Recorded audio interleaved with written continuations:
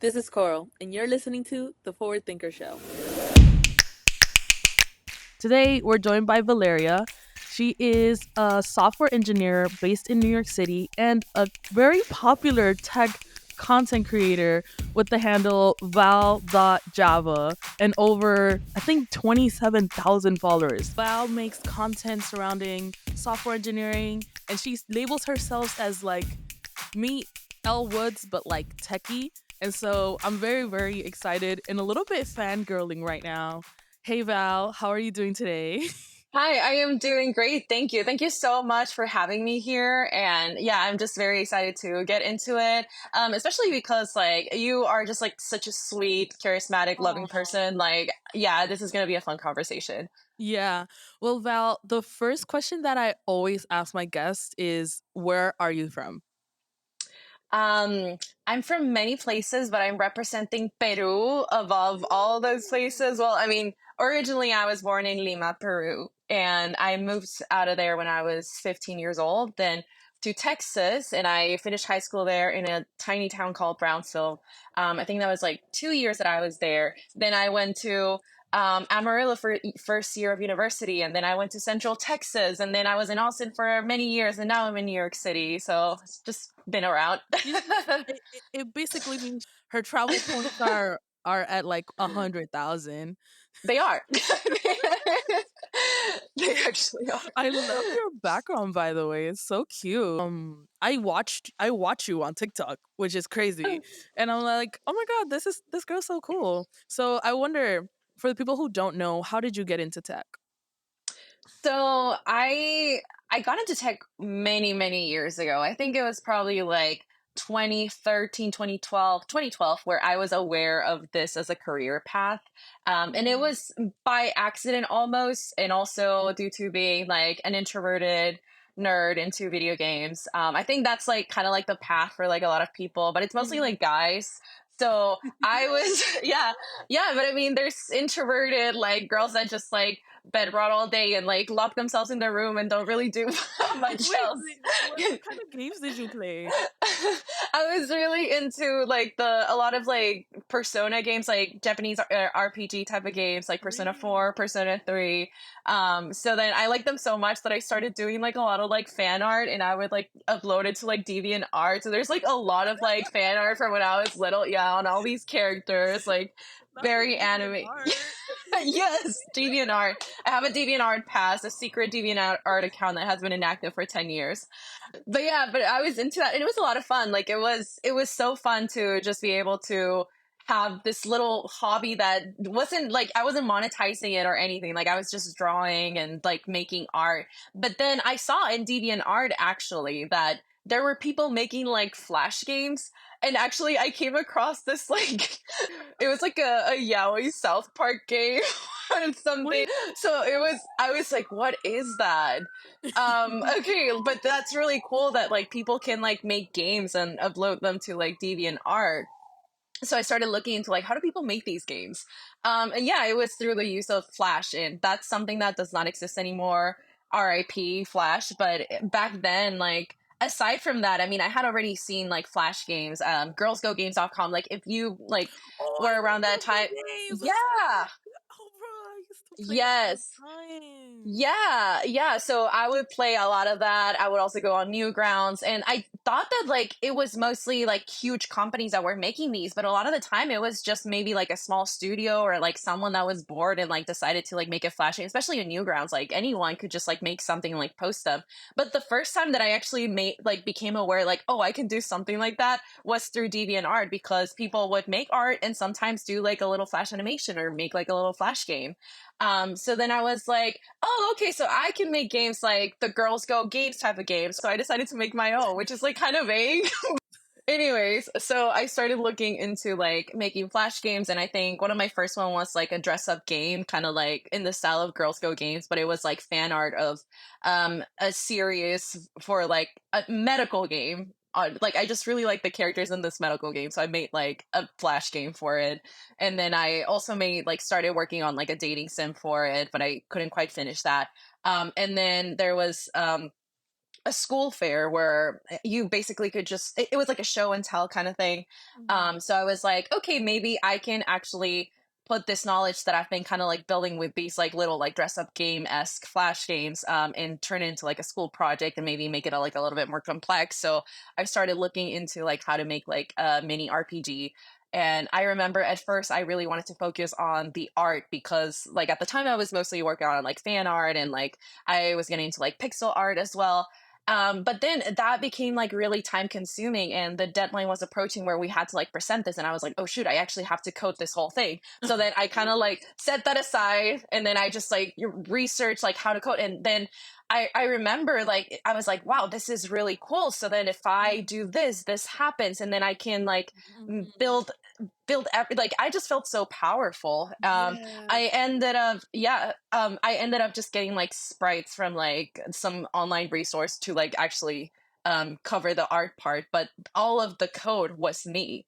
So I was very proud of that. I was like, wow, like you got this little character just walking around, like shooting like little like laser beams or something, and then like killing like all of these like little creatures. Like I love that. I love that I did that. Like who am I?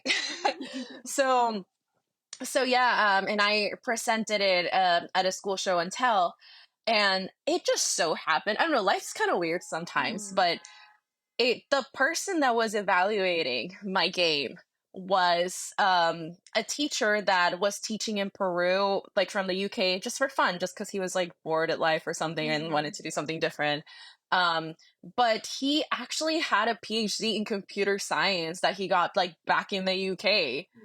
Like, Whoa. and then it's like, and then he saw that and he was like, huh? Like, what is going on? And he was telling me, yeah, like, I have a PhD in computer science. This is really cool. You're like, what, 13? Like, and then he just started giving me like all of these, I guess not direct resources, but he was like, you should really get into this. Like, this is really cool. Like, you should look into like major in computer science. Like, it's really well paid. Like, all these things. Like, he literally set me aside and he's like, like, Mhm. let's not even talk about the school project anymore. Let's just talk about your future.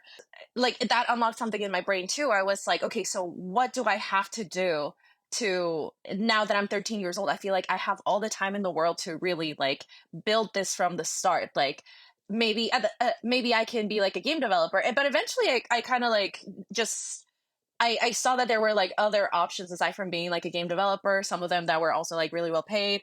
So I kind of like the more that I learned, the more that it deviated a little bit from that into Mhm. just like computer science is really cool in general. But I Mhm. felt like that was like a really fun, good introduction. And I feel like if a lot of people would have been introduced to computer science in that way, like they probably would have hated it more. They would have been like a little bit more motivated. Like it was less of a, oh, I'm gonna go into this career because my parents told me to, and like it makes a lot of Mhm. money. It was like a genuine like, oh, we can make like cool little like dress up games type of interest. Yeah.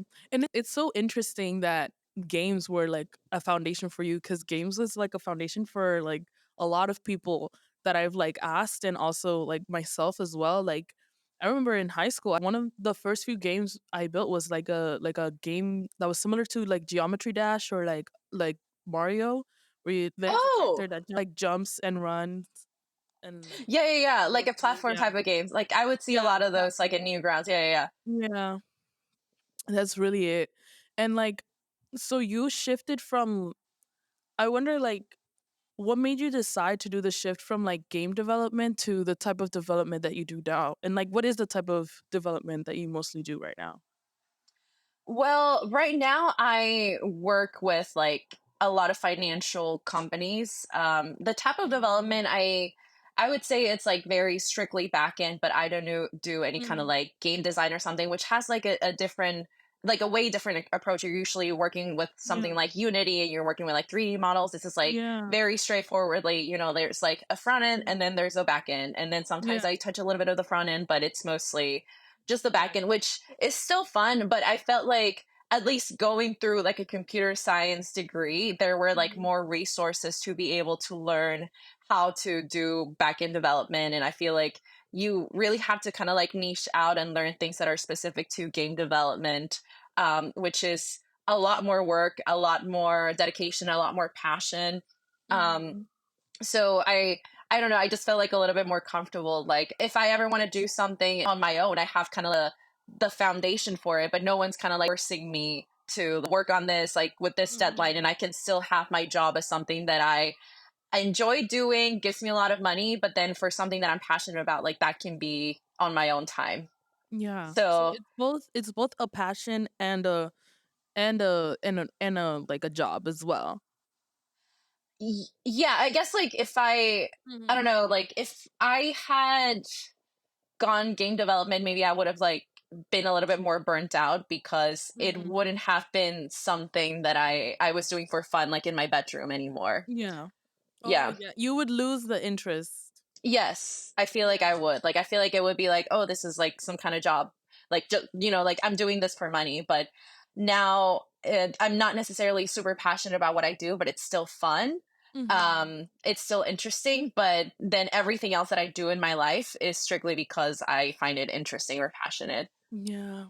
I get that too. It's about like being able to have those, streams of creativity Yeah. outside of your job. And it's so Yeah. cool that your other stream of creativity and, showing yourself is also related to your job. So it's like they kind of both work together, I guess. And Yeah. now that's a good segue to my next question.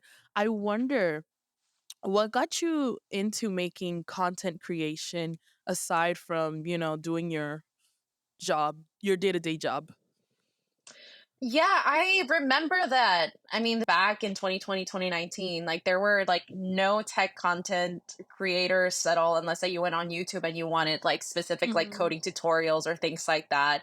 So I Mhm. thought that it was like an untapped niche. Now I feel like there's like tech talk as a thing. So it's crazy to think about how far we've come. Now we have a whole conference of creator. Yeah. Yeah.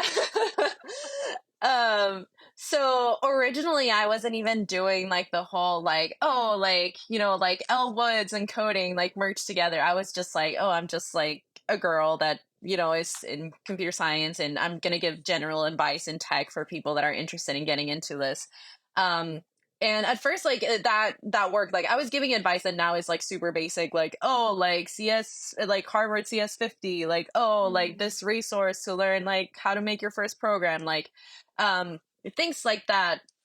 But then I mean that I had to like niche down a little bit, because then I guess like a lot of people were recommending the same type of things, and also I was getting like a lot of like guys that were like angry at me for like silly reasons or whatever, or because they Wait, disagreed with really? something. Yeah, or especially when I talked about the topic of women in tech, like back in the day, not anymore that much, except for like some videos from maybe last year, but like back in the day, like there was like not really like any conversation about like women in tech, women in STEM, and like all of these things.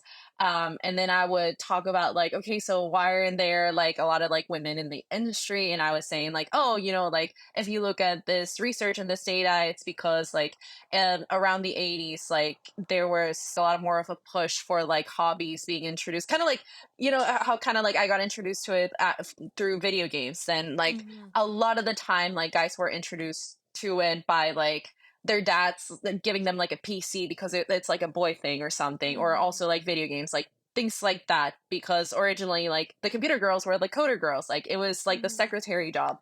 So I would just kind of like bring up things like that, and then I would like get people so mad, and it's like, no, it's like women are just like naturally inferior and they're just not interested. A lot of the comments were basically like, oh, studies have shown that in the most egalitarian countries, like women still won't go for STEM. They're just biologically like, which is just a bunch of BS. And I also, yeah, and speaking of that study, like there was even like another like Harvard study that disproved that study, because all of the data that they were using was like super Mhm. messed up, like the metric was messed up. So Yeah. then they're just handing out like disproven studies to like try to justify their own biases against, women. Wow. That's really hard to hear that they are like using misinformation as a way to sort of paint the picture that women shouldn't be in tech, which is kind of weird because wasn't like weren't like the first developments of technology a lot of women helped in that way, kind of like Grace Hopper and like other women like that. Yeah, I mean, Ada Lovelace was the Mhm. first female programmer. Yes, like the machine that she used was like developed by a guy, but she was the one that invented the concept of like we can use this machine to do these like tasks that are essentially programming. And then back in like the 60s, like computer girls were essentially like secretaries that helped with like the softer parts, while the guys did kind of like the hard work, like the difficult, like manly things. Mhm. um so then, because usually like programming was done with like key cards, not like the super heavy machinery type of thing. Mm. And then eventually, like it wasn't like seen as like that feminine anymore, especially more towards the 80s. So we can see that that's kind of like when the a lot more guys started going to majoring in computer science. Mainly because of computer culture and like the personal computer coming into the home, it being seen as kind of like a boyish hobby instead of like a general population hobby. The whole like nerd culture being centered mostly around guys. So Mhm. yeah, it's crazy how it just the perception shifted in a very gendered way. Yeah, but and it's so interesting that beforehand, like software was girly, hardware was boyish, and then it just transitioned into like everyone has a personal computer now, and that was the key point that changed everything. That was the key point where it was just like just boys. And Yeah. that's so interesting. I never I don't know about I didn't know about this. Yeah, yeah, there's like a couple Mhm. articles that I pulled up for like my older videos, and then it's kind of crazy how you can actually see like the point like the early 80s in the data where it's like it's no longer like 50-50 in terms of who's majoring in computer science or going for these type of jobs. It's like, oh, now it's going to be mostly guys Oh wow. until this very day. Yeah. That's crazy. And like I wonder how like being a woman in a tech field, let's say like after the 80s, how has that evolved from then till now? Yeah, I guess it's not as much as one would have expected it to be. I think the perception of what computer science is kind of like being a little bit more open, because at least Mhm. back when I was a little girl, like it was like, oh my God, this is definitely like a boy thing. Yeah. Now I feel like it's more like, oh, like there's not that many girls in computer science, but I can see that, it's not going to be as scary, maybe. Mhm. There's definitely more opportunities now, for sure. Yes, for sure. What about like during your college years or like when you were just first starting out? Do you have any specific moments or experiences that really like seeped into you that like, oh my gosh, like I don't know if I belong here kind of thing? I do think that like after rationalizing like, oh, like it's kind of like a silly concept to like set gender on like things or jobs or things like that. I was pretty dead set on like, oh, okay, I belong here. But then yeah, like you go into a classroom and you don't see a lot of people that look like you, and it's like, well, I know I belong here, but I wish that other people realized that, or I wish that like the culture maybe like was a little bit more open to people like me. But yeah, there were some guys that definitely like did hang out with me and were super chill and cool to this day. And like actually one of my friends from college, like he's gonna come visit me soon. And he also majored in computer science with me. But then there were other times where I did feel like I was a little bit like pushed out of the conversation, or it's like, like a group of Mhm. guys would like gather and just like talk, and then I was just kind of there, and there was really not that much of an attempt to like include me. Or on the other hand, it was more like I'm only including you because I'm interested in you as like, like romantically maybe, or like sexually in like a way. So it's like neither of those is like good. Mhm. I feel so sad that I can relate to this. Just so sad that I can relate to this. Yeah. Oh my god, I'm so sorry you had to go through that. Yeah, I mean, I actually I wish that I could say like things are better now, but I actually don't know. I Yeah. think that's actually a question for you. Yeah. How are things? I think for me it's different. Before I was in CS, I was my high school they had like this STEM magnet program that I was Hmm. in. And so they would teach us like robotics, and then my teacher he's like, "Oh, you should do this program called Girls Who Code." And so I did that during that summer. My first my first like real experience with like coding and stuff was with a whole group of girls.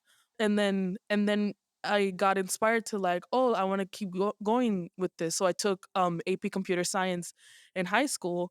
But then when I was in the classroom, I was like, oh shoot, I was one of like three girls that was there.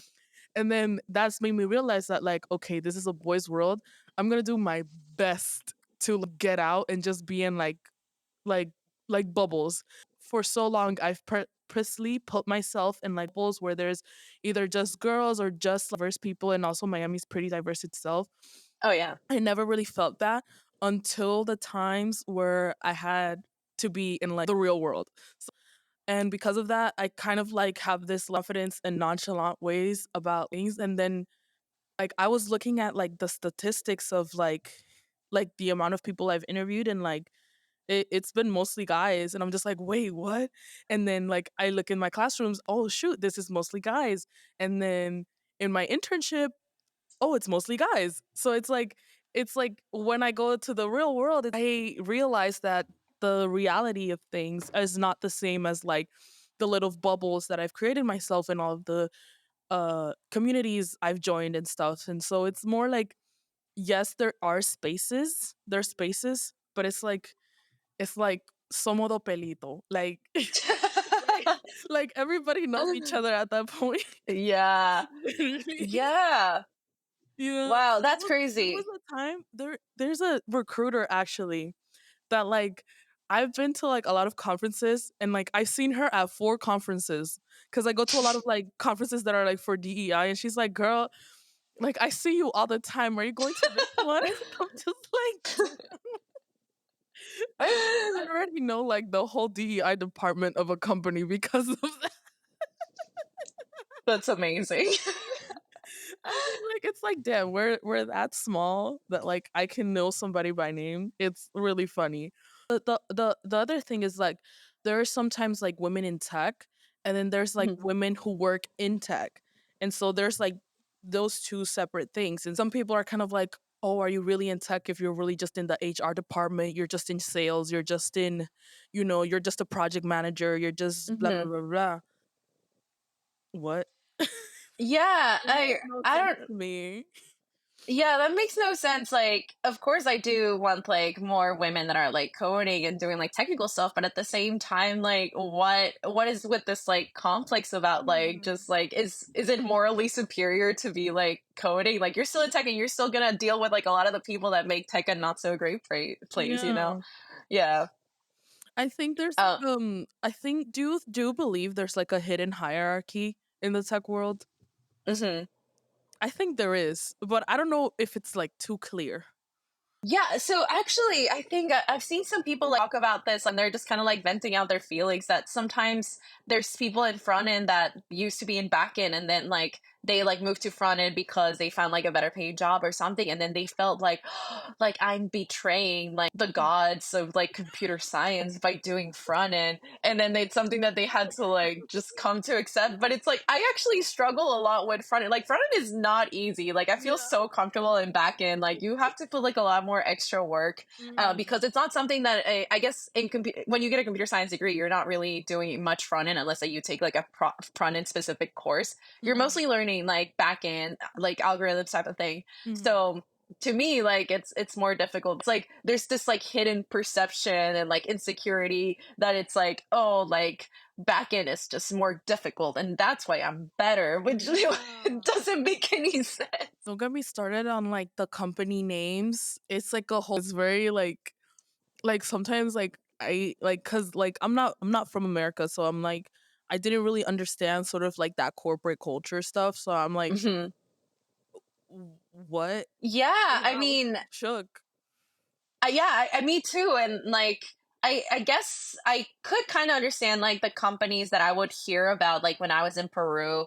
But then even then, I guess there's like an even bigger like hierarchy of companies. I don't Mhm. know. Like, and it was always a little bit silly to me. I do think like, oh wow, like someone working at these like top like Mhm. I guess like the big four tech Mhm. companies, like that's really cool. But then I guess like people focused on that so much and saw that as like the pinnacle of like Mhm. making it. as a software engineer that I guess like I started having a little bit of my doubts, and then I started looking Mhm. into some of them, and I was like, I don't know, it doesn't really fit with what I want to do right now. Like, Mhm. I'm not against it, but I feel like people are just doing it not because they genuinely want to work at these places. It's like more of a Mhm. status symbol sometimes. Mhm. And I really like that word you said, like prove, like they're trying to prove something. Do you also feel like outside of like the general public, do you feel like the women that are in tech right now have this sort of like proving energy of just like, yeah, I'm better than other girls because I'm actually doing something in STEM, or they feel like they have to prove that they're better so that they feel accepted?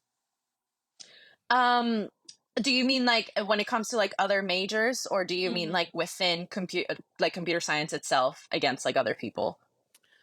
I I mean both basically. Just Yeah. like the proving energy in general. Yeah, so I think for the most part, like most of the girls that I've met, like that Mhm. are like in, like coders, like I feel like they've been like super chill, and it's Mhm. more of like a bonding thing, like you know what Mhm. I'm going through, Yeah. kind of thing. But I think, I think maybe at some point in like college, or maybe at like a previous job or something, I have seen like a little bit of an attitude where it's like another girl has been like a competition, kind of like, oh, it's like I can be the only girl that is good at this, not Mhm. you.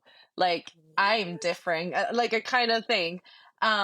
Which is like, oh girl, what, like we're both gonna get like like not included in two things, like we're Mhm. gonna be like isolated, we're both gonna get like treated weirdly by like other classmates or something.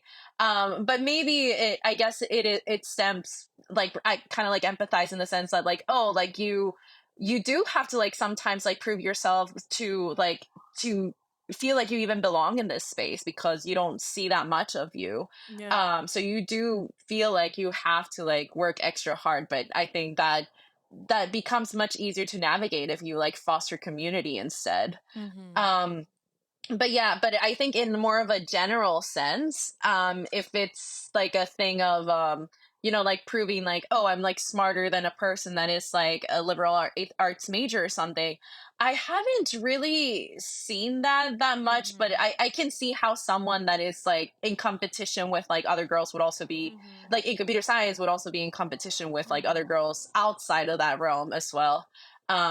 Yeah, I mean, I think maybe I think the energy that I've gotten like in that regard recently was maybe like was it like 3 years ago? It Mhm. was like at the beginning of like the TikTok kind of thing. It was just this girl. I'm pretty sure she doesn't post anymore, but she was like trying to justify like guys saying like, yeah, like women are not naturally like good in like coding or whatever. Mhm. Like the same kind of like arguments that people would post in my comments. And she was like, yeah, I agree. Like kind of like, Mhm. oh, I'm the, like I'm the exception. Everyone else, like every other girl is like, just and it was giving like pick me energy, and I think she blocked Mhm. me after I said something like snarky, like, I mean, honestly, I think all you can do is just like you said, have empathy because I would imagine for somebody like that who feels like they have to be competitive to sort of survive, it seems like it's yeah, a survival tactic. It's like yeah. I'm trying to survive in this muddy water. I'm gonna do whatever I can, even if I have to step on some toes. Yeah, and Yeah. I feel like I've adopted a little bit of that attitude, not to that extreme, but like I think on Mhm. my first job, like I remember like someone would say something like super out of pocket, like a Mhm. coworker or something, and I would be like, "Oh, I'm not offended." Like, but then secretly I was like, "Ah, but I would just be like, okay, just play the game or whatever." And then Mhm. it just did not feel like true to me. It did not feel Mhm. like that. But it's like, no, like I'm not gonna get like picked by my coworkers. Like I'm just gonna be me, and like if they're being disrespectful or something, I'm not gonna play it cool. Like I'm gonna do something about it. Yeah. I've noticed that when you're kind of assertive, it can come off as like aggressive. And that's what Yeah, happened to me where I'm like there was a time where I didn't stand up for myself. And then the times that I do, they're kind of like, oh my God, you're so angry. I'm just like, yeah, what you said was really disrespectful. Like sometimes people I think there was one time in my internship where someone mentioned like the fact that I was Latina and they were starting to make sort of like weird Latina jokes, and I was like I didn't say nothing about it What? because I did not want to get fired. I did not want to get fired, but like internally I was just like, yo, what? That's crazy. Yeah. Oh my god. Yeah, I mean, I think so far, weirdly enough, I thought that I would get like more, I guess, like if I it was gonna get pushed aside from something, it was Mhm. also like regarding me being Latina, but it has mostly been just existing as a woman. And like in the most stereotypical ways too, like being the Mhm. note taker. It's like my first job and it's like Val, take notes, and like this whole like huge meeting room, and it's like, okay, I'm like, I guess like I'm the personal secretary. Um but I did get confused for like a cleaning lady once one time, but just not like, obviously it is like, like a job, like a very Yeah. important job, but it's just kind of like that stereotype that like, oh, okay, so you're Latina, like you, and you're in a corporate building, like of course you're a cleaning lady, like. Yeah. I get kind of like I don't know, like when I'm outside of like I said, like I've always purposely been in bubble when I'm outside of my bubbles and like so far I've been to like I think like 10 conferences, business conferences, Mhm. and I'm in a hotel room and like the cleaning person is the only person that speaks Spanish. Yes, I'm like always, I'm like, always. oh my gosh. And I always leave a tip. I always leave a tip and I'll be like, Yeah. gracias. Oh my gosh. Like they talk to me like because I don't look like Latina at first. And they're like whenever they came into the room and I was still there, like I would like purposely say something in Spanish so that they know that like, hey, I know what you're saying. I don't know. It just makes me feel something. I don't know what that feeling I is. something Yeah. something. I guess, yeah. I've also kind of like tried to put into words because like at my last job, it was I had that experience, and also yeah, like the only people that would speak Spanish with me would be like the ladies at the food court that like were also clean ladies, and then they would like give me free food, and it was like, oh, okay, like let's have lunch together. So I would have lunch with them, but they were really cool, and then I would like be speaking Spanish like during my lunch break, which was like I was not expecting to do that, but at the same time it was that it was a feeling where like, oh, like this is kind of like the world that like we're usually pushed into, and I guess yeah, like I am trying to belong in a world where I feel like it's a little bit more of a performance, like I'm not being like Mhm. authentic to myself and like my culture and my things, and because it has been kind of like put into like this bubble or like Mhm. just into this stereotype of, I guess, like what you should be pursuing, like being Latino. So Mhm. yeah, it was definitely kind of like, okay, I'm not, this is a world that is not expected to cater to me. It's like I have to adapt to this world, and then I have to act in a certain like professional way, and then like I have to change myself a little bit to kind of like blend in a little bit better. Yeah. I think that's an experience for a lot of people. And so for like a lot of people like us who are you like the first in your family to work in a tech company or no? Yeah, I mean, my dad has had like office jobs, but not no one in my family is like involved in tech in like any type of way. Wow. Especially not in the US. Like my Mhm. dad and like all my family, they've stayed in Peru the whole time. So I'm like, I guess I don't even know if it's like first gen. I guess I'm just an immigrant. So it's like I'm the first person to work, in corporate America, I would say, or maybe I have like an aunt or an uncle that has done it, but at least to the extent of being like an engineer, in corporate America, like that's been a first. So yeah, I absolutely had no guidance on how to navigate it. It's just something that I had to like throw myself in and just basically mimic what other people were doing. Oh my gosh. That must be a lot of like weight to like carry, you know? Yeah, yeah, a Yeah. little bit. Yeah, yeah, Yeah. yeah. But I wonder, do you think there's like what can we do to like combat these like stereotypes and like unconscious biases when it comes to like women working in the tech industry? Like what can we do about those things? I think honestly we're kind of doing our part in it. Just you existing, being here, putting yourself out there online. I would say like me too as well. Like with my TikTok platform, just existing in this space and just being comfortable in this space, doing things in this space, talking about our experiences. I think that's at least like a good first step because I didn't see anyone like you or me, like even before 2020 online. So I think that's kind of like a great step. Um, and then aside from that, I would say like resources that are catered towards like the like underrepresented communities. I would say like I don't know. I mean, you did say that like Girls Who Code was helpful when you were still in high school, but I was in a predominantly Latino community when I first moved to the US, and there was Mhm, nothing, like mhm, no resource in terms mhm, of computer science. Like it was something that, I came to the US with that intention. And I feel like that's basically the only reason why I was even able like to pursue it. mhm, Um, and it was all like a set of like different like circumstances that led me to it, but imagine how many people like don't have those circumstances that could have done mhm. really well in this. Like I think there's definitely has to be a lot more programs and like outreach, especially in like predominantly underrepresented areas. I have a mindset of like I'm not trying to fix the jungle overnight. I'm just trying to Yeah. survive in the jungle.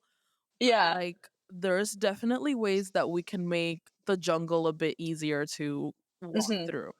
What are some like tips and tricks that like has helped you like stay sane and not like quit? Yeah. Well, Mental definitely tips. even if a lot of things have like I've been this close, but but yeah, I think having a good support system, even if Mhm, it's not, like there's obviously not a lot of girls in these spaces sometimes, but having good male allies is also really mhm, important. People that also are not afraid to kind of like step in and like call something out. I think that, for example, at my last job, like it's not that like guys like for the most part there was this one particular guy that like sent me off over the edge and like made me quit eventually because I was like, I cannot take this anymore. But oh for my the most part, god. like the guys were pretty decent, but they were also Mhm, kind of like a little bit passive, I would say. Like they would see me be, like treated as the note taker or yelled at or whatever. And then they would just kind of go about their day. But I mean, they were still nice to me. But I don't know. I think like more people should be encouraged to be like a little bit more proactive to like when they see something that doesn't like quite mhm. look right to say something. Yeah. Um, um and I mean, and that's also something that I have had to like work on, like even if there's nobody like saying something, like I have to learn how to like stand out for myself as well. Like Yeah. I think last time I didn't quite do that, and I do have that regret that I never like called out this person that was treating me wrong, but I still like removed myself from that environment and found like a better environment for me. And then another thing is just I guess having, I guess this is pretty basic, but like having hobbies or like interests Mhm, beyond computer science so that just so that you can kind of like escape that whole grind and realize that like the real world doesn't really work that way. mhm, Um I think it definitely helps me like sometimes when I go too deep into like the algorithm on TikTok and I see like all of these like tech bros like, yeah, I make 300K and like the grind or whatever, and then it's like, let's pause, turn off the app, go mhm, outside, breathe some fresh air, mhm. and then just coming to the realization that okay, like the real world doesn't really work in this way. Like it's Yeah. not like as much of a rat race. We're not all in constant competition and trying to like one up each other. Yeah. Um and yeah, and then also therapy. Therapy's great. Therapy's great. Yes. Yup. Yes. Yup. Yeah. That's a good one. Just like, yup. Yeah. I mean, it's good. It's great for like to have a space where you could just share your feelings because Hmm. like I also like wanted to ask you because this podcast is also for like aspiring entrepreneurs and a lot of like female founders that I've met like they're sort of like they're kind of like the only way they've been surviving is by finding those communities of other women Hmm. who have done software companies or else they would have been like, "Mm, nah." Oof. Yeah, Yeah. that sounds intimidating. That sounds Yeah. so And you intimidating. know that uh female founders, they're the least funded um Hmm. companies in Right. ever. So it's like, it's, I think, I don't know the percentage. I think it's like 2% or something like that. Like, it's Yeah, really I've heard hard it. for Yeah, it's female founders to get funding. And so, but I do know that, like, having allies, having people to help you out is sort of like what can help someone be great in this industry, whether as a coder or an entrepreneur.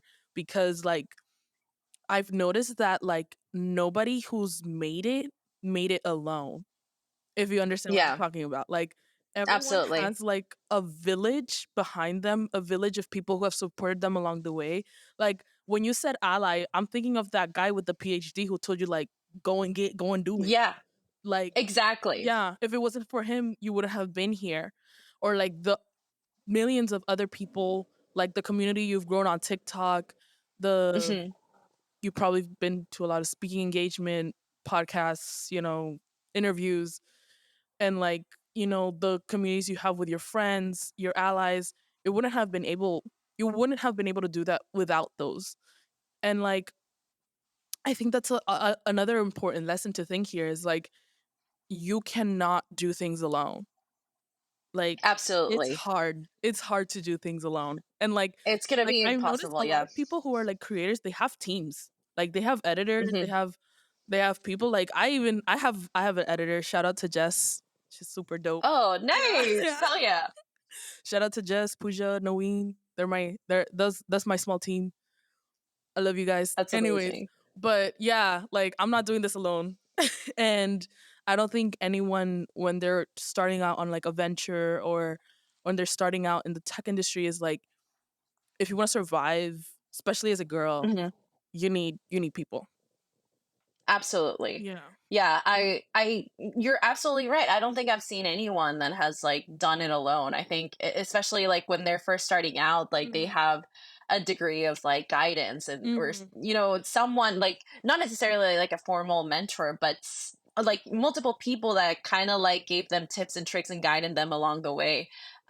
So yeah, I think that is absolutely vital. And I really don't think that I would be where I'm at if it wasn't for like those people that came into my life at the right times. And I can imagine that like if there's like more dedicated resources and more dedicated communities nowadays, especially catering towards like Mhm. women and other underrepresented groups, like that is gonna be like even more of a success story. Yeah, of course. And I think that's sort of like the reality of being a woman in tech. Sort of like, you have to Mhm. accept that the jungle exists, but, like, we can always have ways, tips and tricks, and different pathways so we can make the jungle a little bit better. Even though it's not gonna get fixed in, like, 2 days, but Exactly. we're, Yeah. we're gonna get there eventually. Tú sabes, somos dos pelitos. Yeah. Estos dos pelitos van Yeah. para arriba. Anyways. I love that. I love that.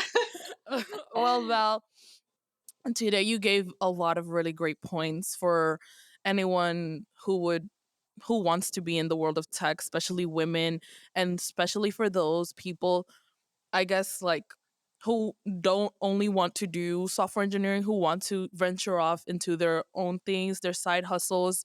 I think that's really important, as well as, like, in this economy, like, you can do multiple things. And in this age, Yeah. like, you can make money different ways, not just in software engineering, but also in, like, content creation, speaking, I'm literally gonna be the first person to, like, buy your book if you have a book. If Oh you my make one, god, yeah, you thank should you. make a book. You should make a book, girl. That's what Oh I'm my looking like god. thing. I've got stories. Yeah, I've got got so stories for days. Yeah, different ways for you to venture out and really succeed in this day and age.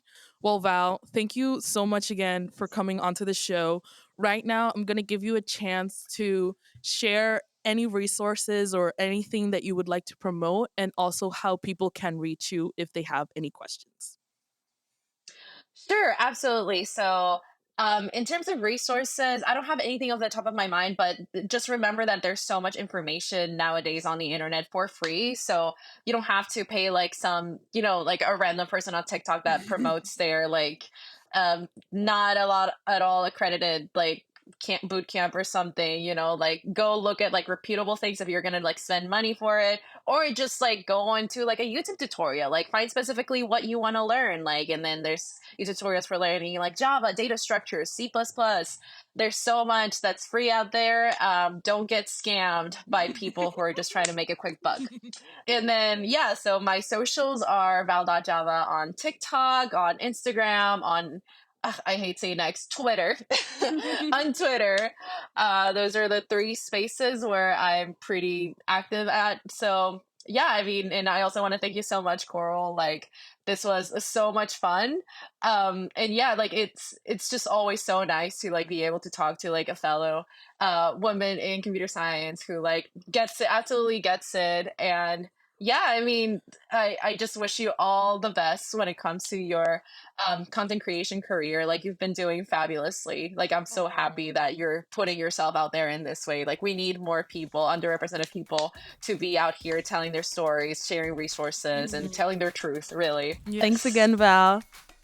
Thanks for listening to the Forward Thinker Show podcast. Don't forget to like, comment, and subscribe so you never miss an episode.